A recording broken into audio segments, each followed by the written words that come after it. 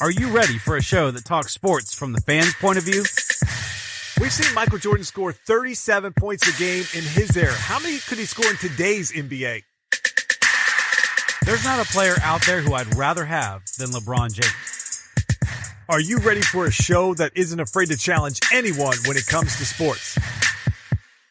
If Adam Silver really wanted to fix tanking in the NBA, he would stop rewarding teams by giving them the best chance to win the draft lottery. I mean, how many times will Roger Goodell drop the ball on handling domestic violence in the NFL? Look, athletes have every right to talk politics, but if the fans stop tuning in, that's their right. Then you're ready for Talk Back, a podcast where two fans debate the media narrative and discuss the world of sports as we see it. Welcome to the show.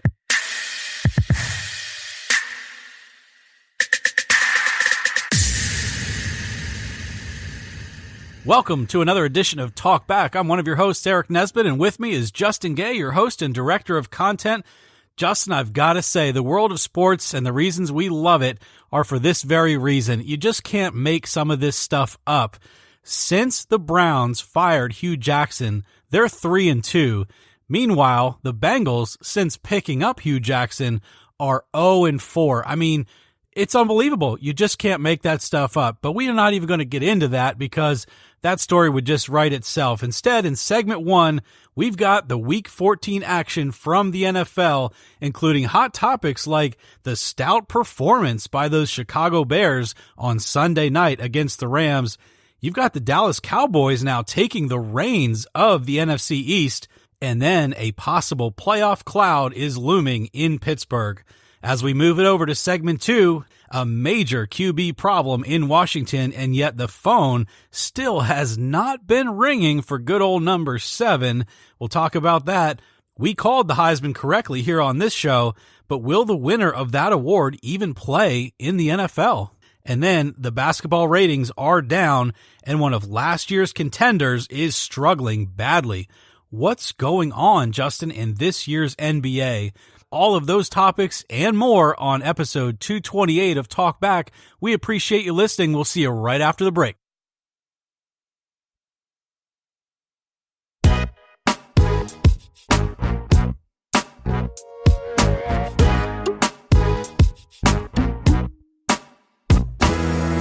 It's time for segment 1 here on episode 228, and let's jump right into the Week 14 action. Let's take it to Sunday Night Football.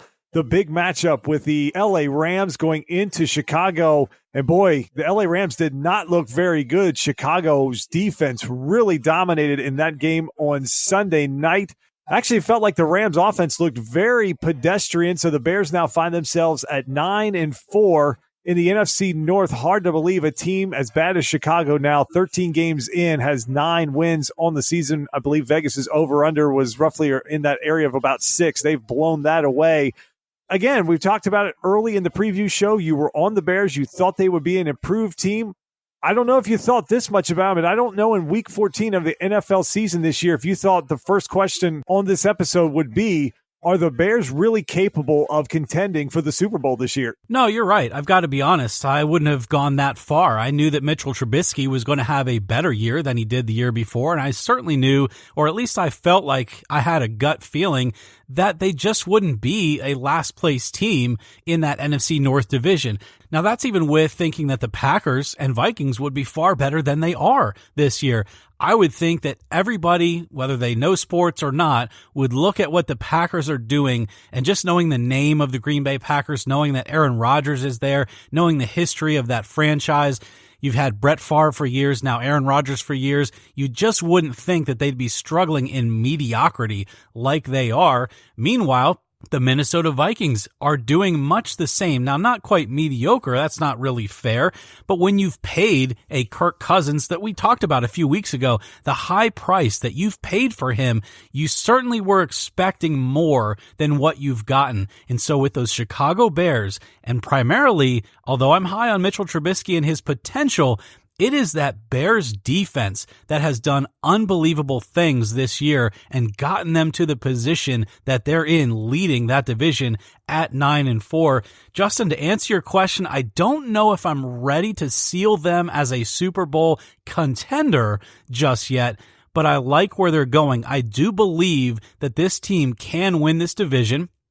I believe that they can give other teams a problem in these NFL playoffs of 2018-2019.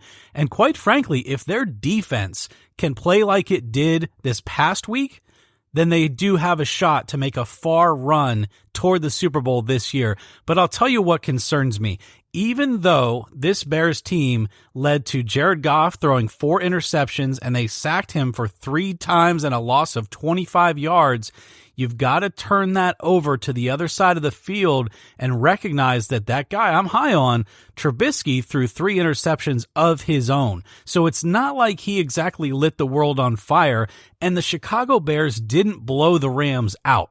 The Rams actually made some mistakes, I thought, late in the game. A missed field goal that could have kept it within a 1-touchdown ball game there in the fourth quarter.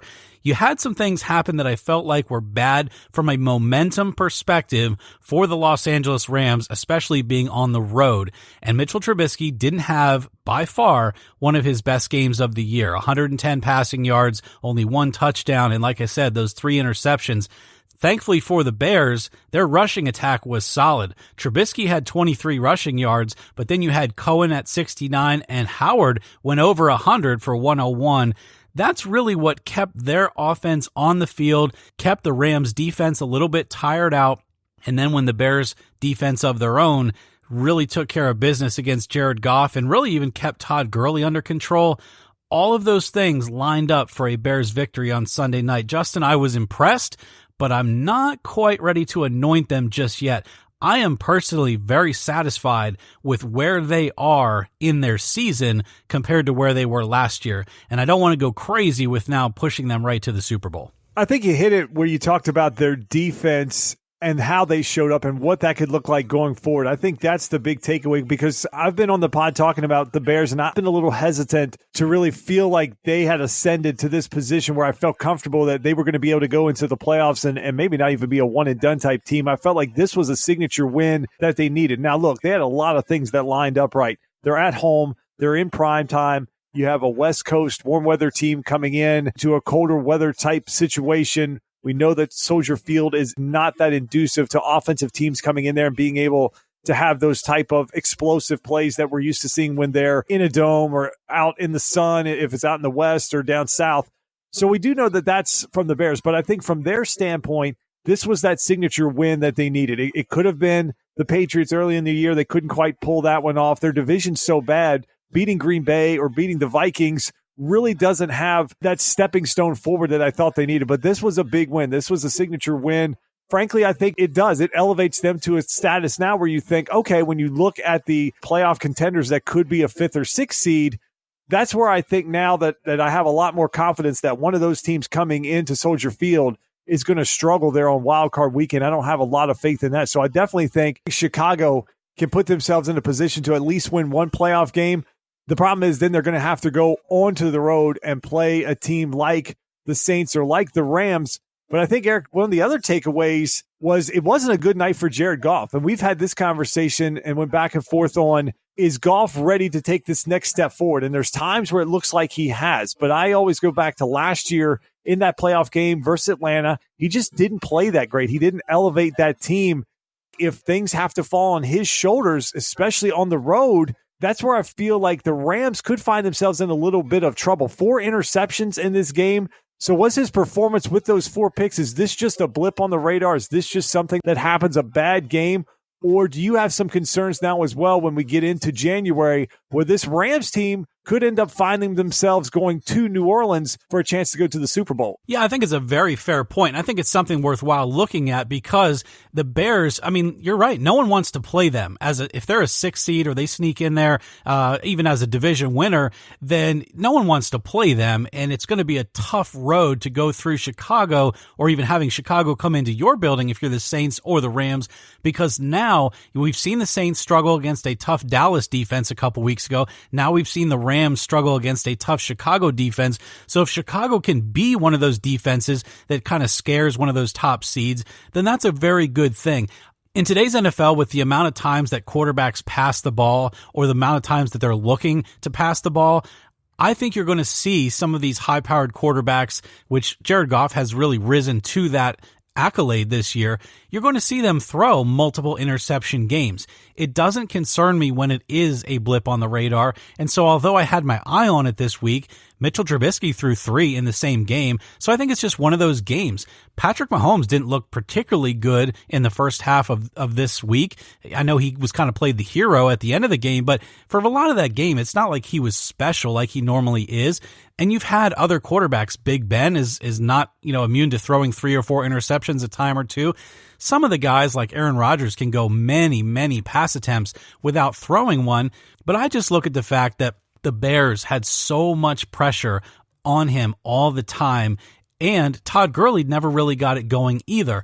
And so you just had a lot of things combined for a perfect recipe for him to throw a lot of interceptions. Also being down for most of the game, you're forcing the issue a lot. And I think it's a blip on the radar. I'm not overly concerned about it. What I would be overly concerned about is a rematch, though. If I'm the Rams, and like we just said, if we got to go in and have the Bears come to our house and go in and play them again, then I'm concerned because now I've got those 4 interceptions in the back of my mind, and I know that their defense is really stout. What do you think of McVay's game plan for this game? Looking at the stats, the Goff threw the ball 44 times. They only had 13 rushes as a team. Chicago had 35, so they almost nearly tripled them in running attempts. And this was only a 9-point game. It wasn't like the Rams were down that much in this game. Another fantastic point, because McVay has confused us on a number of occasions this year with his game planning, even some of his calls, some of his late in the fourth quarter calls. And you wonder, is he sometimes being too creative in what he's trying to do? I still don't think that I like the fact that you take a running back like Todd Gurley and don't utilize him really as much as possible in a close game. I think that's a dangerous thing to do. And why would you ever want to take a player like that out of the offensive scheme? Doesn't really make sense to me. Again, does the guy get a little too creative sometimes and sort of coach his way out of wins? I think that's what my thing is with McVay. Is I just wonder, sometimes is he too brash? Is he too kind of impulsive on the sideline? He doesn't seem like that because he's got a fantastic memory and his preparation is almost second to none. But some of the things that he calls, you wonder, is he really beating himself? I tell you, that's what really stood out to me. Was I just didn't like the way that the game played out. You only give Todd Gurley 11 carries. Yeah, he only had 28 yards, but Jared Goff was only 20 out of 44, so he didn't really have it either. And it felt like that one drive there late in the game, they had a couple runs to Gurley, and even Collinsworth mentioned, like, okay, now there's enough time left in this game. It was early in the fourth quarter that the Rams can reset themselves and get back to playing their brand of football. And then he just starts chucking the ball down the field, and he was just off all night. I don't know if the pressure got to him where he was just rushing throws, making poor decisions. He had those overthrows, 4 interceptions in that game. It just felt like they only needed one drive in that game to really get themselves back into it. Trubisky really didn't do much. I mean, you mentioned it. He only had 110 yards in that game, and he had 3 interceptions himself. So it wasn't like he was lighting it up. The Rams just needed to get one drive and get a touchdown on the board, and it just felt like they didn't do the things that have gotten them to the point that they are. Now, he did have 7 targets to Gurley, but they only connected 3 times for 30 yards. We've seen Gurley go over 100 yards receiving in games before, and this felt like that type of game where he could have had a lot of passes, almost like what you see Eli doing with Saquon. If anything, just check it down and get the ball in the hands of your best playmaker. It just didn't feel like they did that, but McVay's normally on the money. He's been a great play caller for them for his last 2 years. Hopefully this is just a blip on the radar for them, because the Rams are electric and fun to watch when they've really got it going on.